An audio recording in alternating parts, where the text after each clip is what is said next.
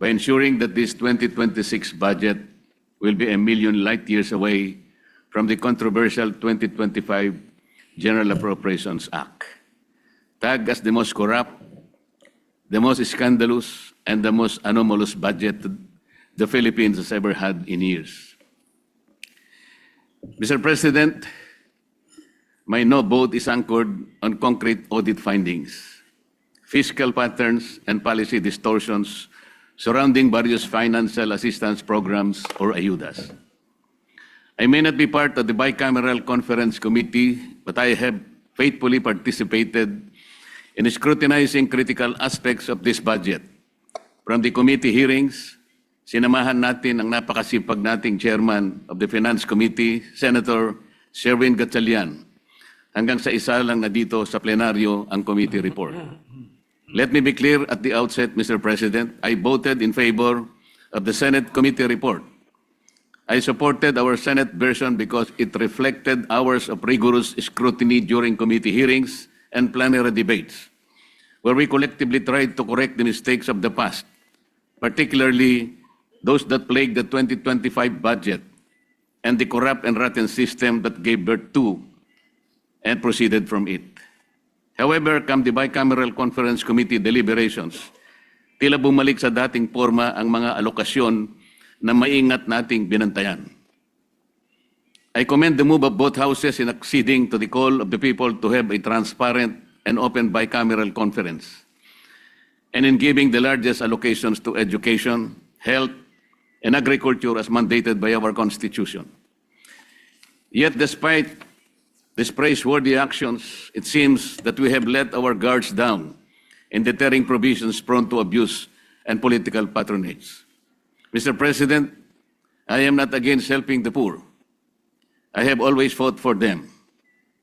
The state has the constitutional duty to assist vulnerable sectors in pursuit of social justice. But after decades of pouring billions into short-term assistance, we cannot deny that the current system of socio-economic interventions is not lifting out our people from poverty. It is merely managing it, and poorly at that. From the start, I have repeatedly expressed my position on the proliferation of ayuda programs. No matter how noble our intentions are, Mr. President, the outcomes fall short of what we envision. After years of pouring billions into short-term assistance, the hard truth remains. The lives of our people are not improving. Worse, the number of Filipino families who consider themselves poor continue to rise. The data are unmistakable, Mr. President. The September 2025 Social Weather Station survey revealed that 50%, or at least 14.2 million Filipino families, considered themselves poor, 1% higher than the 49% previously recorded just 3 months earlier. In 2024, the annual average for self-rated poor families stood at 57%, while both 2023 and 2022, the average was 48%. Even more alarming, as of November 5, 2025, about 22% of Filipino families experience involuntary hunger, going hungry with nothing to eat, at least once in the past 3 months, the highest level recorded since 1998 outside the pandemic. Mr. President, these are not abstract statistics. These are lived realities. And they beg the question, if ayuda is working, why are more Filipinos continue to be hungry and poor today? AIX, MAIFIF, TUPAD, samut-sari na ang naimbentong dagdag na listahan ng mga ayuda. Iba't ibang termino rin ang nagagamit. Ngunit patuloy lamang itong naaabuso at nagagamit pampolitika. At hindi ito haka-haka lamang, Mr. President. Ang Commission on Audit na mismo ang nagsabi, noong 2024 COA Audit Report, binatikos ang 4.157 milyong AIX disbursements na inilabas kahit kulang ang mga dokumento. Ilang DSWD field officers din ang nag-ulat ng mababang utilization rates, non-compliance sa payment schedules at weak validation ng mga beneficiaries, creating serious risks of overestimated targets and improperly screened recipients. COA further reported a duplication between AIX and ACAP, allowing multiple availments by the same beneficiaries, assistance granted to above minimum wage earners and college students, repeated assistance within short periods from different offices, and the non-implementation of 168 out of 288 prior audit recommendations. Yet here we are again. The Bicameral Conference Committee has finished off with a greater budget for the AYUDA programs, including an additional 4.8 billion for AIX, bringing the total to 63.9 billion. A total of 22.44 billion for TUPAD, after the Senate has deliberately reduced it to 13.08 billion, or third reading from the House proposal of 21.03 billion. The revival of MyFIF at 56.6 billion, despite the Senate's earlier attempt to shift to zero balance billing to curb politically mediated medical assistance and push genuine universal healthcare reform.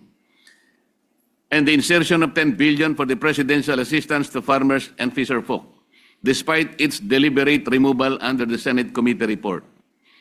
These four AYUDA reforms or programs alone, now totaling 147.9 billion, are just among the many other discretionary assistance programs.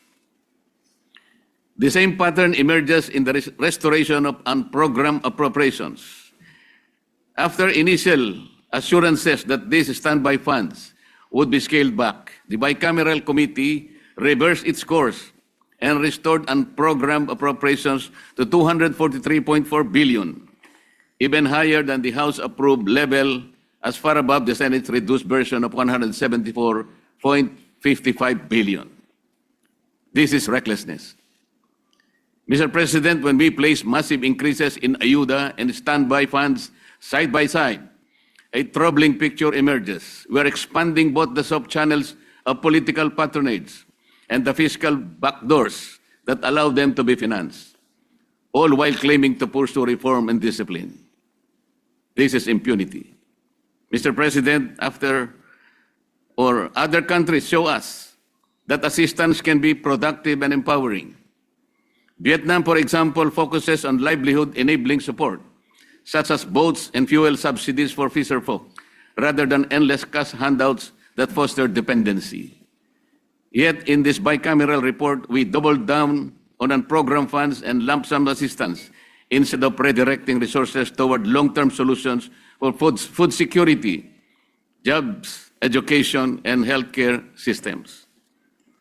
The Philippines can take it a notch higher by enhancing the implementation of our electricity lifeline rate. Senate Bill number 63, one of my priority bills, Mr. President, aims to exempt all households consuming 200 kilowatt hours of electricity or less.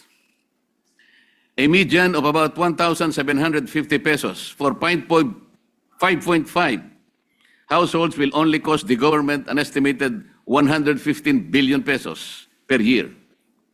This provides for a more transparent and targeted assistance for qualified individuals. It should be pointed out that under the 2025 GAA alone, Sir President, 194 billion worth of AYUDA was set up for the beneficiaries of PORPIS, MAIP, AIX, TUPAD, and ACAP. Senate Bill 63 can lead the way for the re-evaluation of these programs in the future and hopes for lesser reliance on these unviable interventions.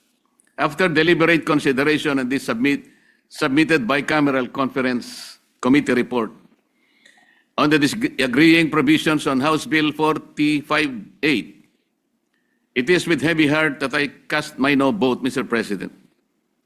I hope that my good friend Senator Sherwin Gatchalian will find it in the goodness of his heart the reasons why I am objecting to this bicameral conference report.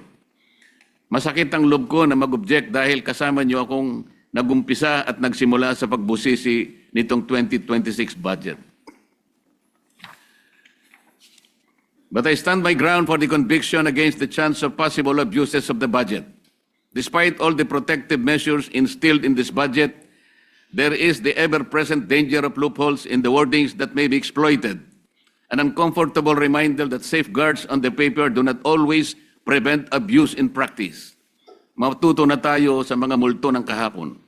Huwag na nating bigyan ng pagkakataon na maulit ang mga anomalyang hanggang ngayon ay hindi pa napapanagutan at nagdulot ng puot sa ating mga puso. Maraming salamat, Mr. President. Joel the Leader.